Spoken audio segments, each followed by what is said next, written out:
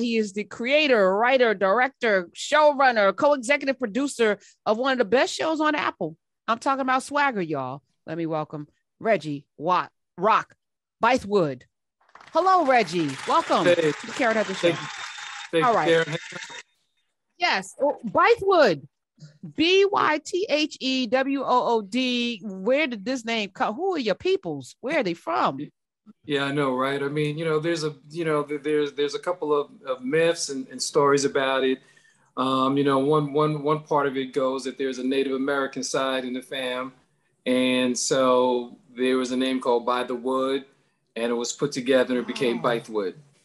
I like that. By the Wood. I think you should change it to By the Wood. Feels better to me. That looks dope. Listen, we get that. We get Blythewood. Everybody messes it up. So I was really happy and impressed that you said the last name right. I mean, you got Rock a little iffy on that, but at least you got I struggle. Listen, if I can get through a whole show unscathed, this is a good thing. That's listen, we're imperfect. This is what makes us beautiful. Our little naughty bits. So Reggie, of course, New York Undercover was where I, first saw the name, and I was like, who is this guy? And then you have a wife that's also out there doing things. And do y'all do a lot? Y'all do a lot together too. Gina Prince Bythewood. She's also doing things. How does that work? How do you work together and keep it sexy? Well, first of all, Gina and I met in a writer's room on A Different World. So we were colleagues before we were a couple. So, so work and the type of work we wanted to do and all of our aspirations, like that was the foundation of our relationship in the first place. So, it just feels organic when we work. And, but we also really love to give each other space, and, she'll do her thing, I'll do my thing. And then when it makes sense, we come together. And so that's just, I think basically at the end of the day, much of our foundation is our friendship. I love it. So I almost didn't watch Swagger because it said it was inspired by Kevin Durant. And I spent a lot of time on these airwaves trolling him a little bit. The ashy ankles and dude, just get a wave cap. Just brush, wave, brush, put the cap on, and then I was really upset when he left to play with a team that he could have beat just to get a champ. That's old school. But they just buy the players. The first episode of Swagger I was in, and I love the kids. I love and I don't know how y'all navigate it, and somehow because I was like, how are they going to do this pandemic thing? But you figured that out too. Worked it in. First couple episodes, a couple of people would have a mask on, and then you went full in. Talk about the challenges, because something happened in the middle, y'all, of you shooting this that could have derailed the whole thing. We just decided to reflect it, right? Because when we first started doing the show, and KD has been really great to work with, and when we first started doing it, we did not conceive of anything like a pandemic. We were shooting in 2019. So, and then, like in real life, every now and then you would see somebody wearing a mask and you'd be like, what is their problem? So come March of 2020, we're in the middle of the season and the whole world kind of shuts down. And we had something like a 7-month hiatus. And during that time, it just did not make sense to me that we would just kind of go along as planned. So many things happened in 2020. Really what we wanted to do is we wanted to create a show it's a basketball show that's not really about basketball. It's really about growing up in America. So we had to reflect it. And in many ways, I feel like it elevated the storytelling. It really did. 866-801-8255. And now that you told me that it was like a 7-month layover, I did notice that O'Shea Jackson Jr. did put on a COVID-20 from the beginning to now. It's Friday. Character work. I'm like, homie is putting on the pounds, the LBs. What is happening? He is not looking like the icon. Anyway, but he's amazing. Let me tell you how good an actor, and those young people, I think they're real basketball players, but they are doing, except for I can't pronounce her name, Quvenzhané. Quvenzhané. You say it. Quvenzhané. Or you can say Q if you want, you know, but Q Wallace. Yeah. Who is amazing. She's an amazing actress, has been since little girl. But most, I think, are those young boys really ballers? Yeah, I mean, so, you know, we did two things. We found some really great dynamic ball players and coached them on acting. And we got really skilled actors and coached them in ball playing. And so therefore, you know, one of the things we do stylistically, you know, obviously, as I said, this is a basketball show. It's not really about basketball, but KD is an EP on this. So we had to have the basketball look right. So Karen, one of the things you'll never see in our show, you'll never see somebody shoot a basket, shoot the basketball. No, you cut through the ball going through the hoop. Like, you know, one of the things you see the shots are really being made. If somebody's dunking, you know, we're not even lowering the rim from 8 or 9 feet. We're keeping it 10 feet. So everything feels authentic, smells authentic. And that's sort of how we approached it. So who's the baller? Isaiah, he seemed like he really ball. Yeah, so Isaiah Hill's a baller, you know, and the thing that was really caught my eye when I first saw some footage of him was like, he's a kid, like he doesn't just dunk, like he just puts that hot sauce on it, you know, and then when he acted, we gave him his audition. He just had a level of vulnerability that you just like. It's amazing that like a lot of skilled actors, you know, or rather experienced actors don't even have. Like you don't need to give him a lot of dialogue to see sort of like get what he's feeling. So that's how he landed the role. A kid named Jason Rivero plays a character, Nick. You know, he's a true baller. So it's really, you know, it's really fun. You know, one of the shots you see. And some of the people have interviewed me, they've asked like what sort of visual effect they use. You know, you'll see them do that shot where they shoot and they turn their back and behind them, you see the ball going in through the hoop. Like that's them, you know? So it was really exciting to be able to like really do some elevated storytelling, real skilled writing and have the ball playing on a high level as well. Solomon Arama, yes, who's got a really, you know, to me, he's a steal, you know, he's a scene stealer on some levels. There's something about that kid. I just fell in love with him. And he's going through there's a genuineness. Is he a real actor or is he a baller? I mean, he's a little bit of both because he's been, I mean, look, the dude, I don't even know what he is now. I mean, when we first started, he was like 6'4", and he just keeps growing. You know, it's probably like, I don't know if he's 6'7" yet. He's just a big dude. And he didn't do a lot of acting, but he did some, you know, but he did a lot of ball. So that was, he was a perfect person to cast for that role. And again, that's another kid, you know, just look at him, you're just going to sort of like see this like big, tough exterior, and his vulnerability is insane. So what was the process of finding, because again, anybody that is in this DMV area, there's an argument between that area in New York for the best ballers and you know, that level of baller, you know, and I used to cover West 4th Street. You, of course, you know, you have, what's the Rucker, you got these tournaments. And I know the DMV area is known for, you know, people like Kevin Garnett, Carmelo Anthony. So you have like this kind of rivalry, and you capture all of that. Reggie, what's your background in this? Because you grew up in the Bronx, right? I grew up in the Bronx. And, you know, I would say like my real level of authenticity here, you know, because one of the things we want to do in the show is give a view from every seat in the house. So you're going to see like what it feels like to be one of the kids on the court, what it is like to be a coach. The parents play a big role in this kind of crazy grassroots basketball world, a sneaker company. And, you know, I played ball recreationally, but my kids are athletes, you know? And so I have one kid who really came up through this sort of grassroots basketball circuit. And my other kid is a high school senior playing, you know, very high level of baseball. And so, you know, I'm empathetic. I don't think it's great to be a crazy parent, but I'm empathetic because we all have our moments, you know, and one of the challenging things, one of the hardest things to learn to do as a parent is allow your kid to get out there on the court or on the field and let them know it's okay to fail. Like you still love them, even if it didn't go that way. But that's sometimes a hard lesson. Those car rides after they had a bad game, like as a parent, you got to remember to put them first. So there's so many layers and vantage points that we use in our storytelling. On that, I can't stand Jenna Carson. I'm gonna say that out loud. Come on, yes you can. Yes you can. She a little too.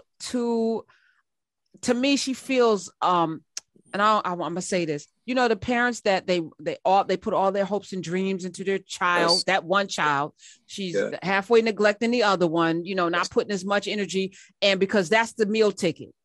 And I'm like, yeah. And then with the way she's treating the coach, who is actually helping her son turn into a man. I didn't like that. I didn't like her turning that turn right there. And I hope I'm not giving away too much because some of y'all haven't seen the whole series, and I've been accused, Reggie, of spoiling people's experiences. So I'm trying to talk around it without giving away too much. But I'm caught up. I caught up today. There's one more episode. So something happened in this episode. And I think something's going to happen in the next episode that's going to upend everything. But I'm like, I just right. No, Karen, I was thinking, but those still are stories that we have. Those are Black stories where this kid is the meal ticket. And you're talking about people like we always talk about this. Even you and I talk about hurt people. And because we grow up in this society where you got to look at one kid as the meal ticket, even though we don't like the story, but it's a story that is told. I mean, I think in the Bronx was the Rucker tournament in the Bronx was the Soul in the Hole. There was the Soul. Yeah, but the Soul in the Hole was the Bronx one. I don't know if you remember. That was their Rucker joint, but yeah. But you know what's interesting too, and look, I was raised by a single parent mother as well, and what's interesting, because like with art, people are going to get different points of view, and what we want to do is we don't want to sort of make all of our characters noble and flawless, But I'll just give you my take. I think if her kid was playing chess, I think if he was a violinist, I think if he wanted to be a computer programmer, she was dialed in because she was not going to let her boy, she was not going to fail as a mom. And there's so much attention around her kid. She's flawed because he does need that layer of protection. KD, Kevin Durant, would talk about the game within the game and how his mom was very protective, And there are all these layers where it's like, as a single parent mom, there's a defense, there's some defending that she needs to do. And, and I love the fact that this actress and the fact that you have such a visceral response to it, just also Chanel Lazaro, this thing that she plays the hell out of his role. But I think you're going to have a lot of different feelings about it throughout the series. No, she does. And what I like is I'm seeing people I haven't seen too many places before. Like Meg, I saw on Grey's Anatomy. I think I remember her from that. Tristan's now on Broadway. So I've seen him before. And of course, what's his name? O'Shea Jackson. Yeah, because I'm thinking his Ice Cube, and I didn't want to say it, so I just said it though. Ice Cube's son. I've seen him before, but we're getting to see people we've never seen. Really, I like that, new faces. So kudos to you for that. All right, $1 million question, Reggie. Is there going to be a season 2? Have you been greenlit already? That's up to the fans.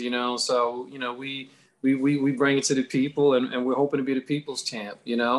I think what's really been gratifying is just the level of enthusiasm that people have had in watching the show. And, we have 2 more, and then we'll see what's up. We hope to hear soon. And, we got a great season 2 planned, but, but it's going to, we take it to the people, and we'll see what happens. You can follow him at Rock the Film, Reggie Rock Bythewood. The show is called Swagger. It's on Apple TV. So this is one more thing I had to get, and I had to get it for what did I get? I got it for Jason Momoa's C. I went and got it, and then I was like, but Apple's been killing it. The morning show's on there. You got Truth Be Told, which I was like, oh my goodness, how did I miss this? And now Swagger, if you love basketball, but if you love family, if you love community, and it is really about the community, it's all shades. You got the Muslim, you got the white boy, you got everything. And it's not like a tossed salad either. I'm not saying it's Friday, but it's coming. It's delicious. The meal works. It works. And there's a lot of conflict. What's next for you though? Because I know you got a lot of balls in the air at the same time. What else are you doing? Well, yeah, Gina and I have a deal. We have a deal with 20th Century TV. It's an offshoot of Disney.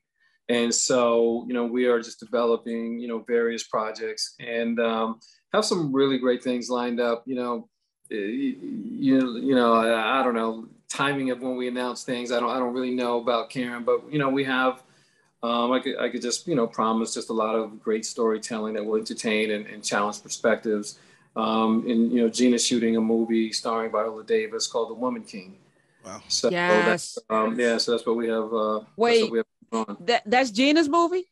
That's Gina's movie, yeah. Wow. Y'all family, listen, how much money is in the Bythewood household? Bythewood house. How do y'all navigate all of that success in that household? Listen, we're coming to borrow some money from you. That's Man, listen. Reggie, can I ask, is it, do you think that, so there was a time I think where movies were, like Black movies was a genre. It was specifically a genre that encompassed anything with Black people in it.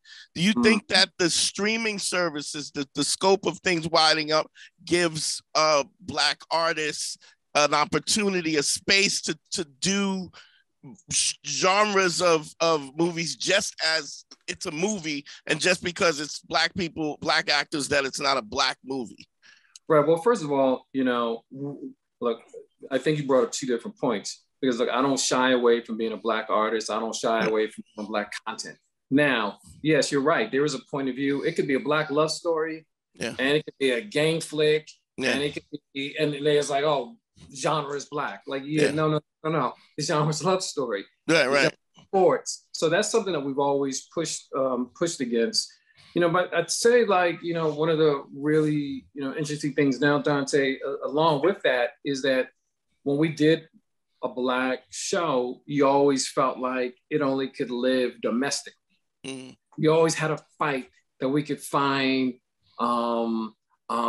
viewers overseas. Right. But now streaming platforms, it's like in 100 countries. Yeah. So that whole argument has gone away. So I think, one of the things that's satisfying is that we can be global with our storytelling. And yes, you're right. Just the recognition that, while, everybody's different points of view, while I'm all about saying like Black content, and Black storytelling, Black is not a genre within itself. Right. I got a suggestion for a project y'all could work on, and it's starring a former stripper who becomes a mogul, and he wears a lot of jewelry. He may have a bone in his ear, and he's like, a big guy, almost like a Rock meets Vin Diesel, but with a soft. Like and it is a love story. It's a love story. It's a love story. How are you going to cast that? How are we going to find somebody? I don't know. I don't know, Reggie. But I trust your folk that they can find the right person to fit that particular role. I think that would be a winner. I feel Oscars and Emmys are just like lining up for that. If I could be an extra in that would be great. If I could just Dante, think bigger, Dante. I see you in the look. What's that David guy? The guy that plays in with Groot and them. What's his name? David. He's in everything now. Batista. Dave Batista. Come on, Dante. We got our Black Dave Batista right here. You know what's crazy is that all the auditions that I've done, I've got like big. It's hard to find big dudes that could read. I mean, I hate to say that, but I've played Hawaiian, New Zealand. Just like I didn't have a Hawaiian shirt, I didn't have long Floyd, but just because I could read copy. Like, wow. If you can read copy and you're a big dude, they looking for a big, all right, let's get him. But it is what it is. All right, man. Well, we're gonna scoop you up. We're gonna bring you in the room for something. You have no idea. I'd love you're that. You're welcome. I get my 10%. Dante, give me you my can 10%. have 15. You can have 15. All right. Listen, Reggie, come back. Please come back with the next project that you can talk about. Swagger is on Apple TV. I appreciate you so much. You guys are amazing. And come back with Gina. Let's have a family affair here. All right, let's do it. Thank you. All right. You're welcome. Follow him. Rock the Film is where you can follow him. Reggie Rock Bythewood.